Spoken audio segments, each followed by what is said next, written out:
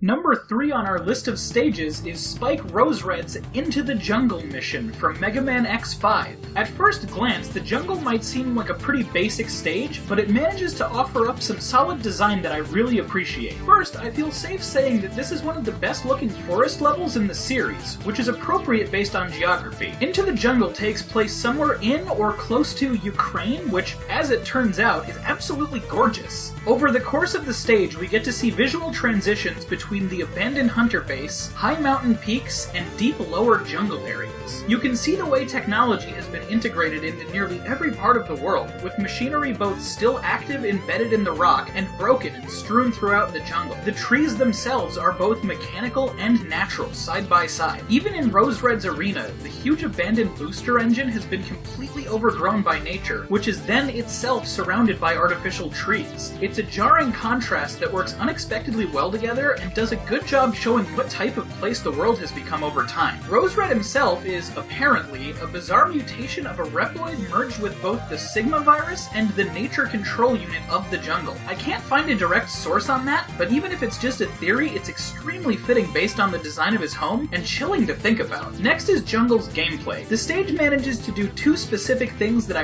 really enjoy. The first is hazard theming. While the vast majority of levels in the X series are based around solid platforms, with occasional changes such as elevators or moving platforms, Into the Jungle follows its motif by prominently featuring wire hooks to traverse sizable portions of the stage. Rather than exclusively running and jumping, we see X having to jump between mechanical vines, tying the whole theme of the stage together nicely. This is reminiscent of older stage gimmicks from the classic series, such as anti-gravity and Yoku blocks. Moreover, the vines are regularly used to avoid large amounts of thorns, which is another extra layer of the stage's overgrown jungle theme coming into play. Second is alternate routing. While not perfect, since it requires the armor capsule from later in the stage to access, Rosered's stage features a surprisingly lengthy alternate path. By using the Gaia armor to break through the large black cubes early on in the stage, X is able to enter a fairly sizable sub-area that culminates in an actual block puzzle to obtain another item. The fact that an area like this exists to highlight elements of a specific armor is really cool to me,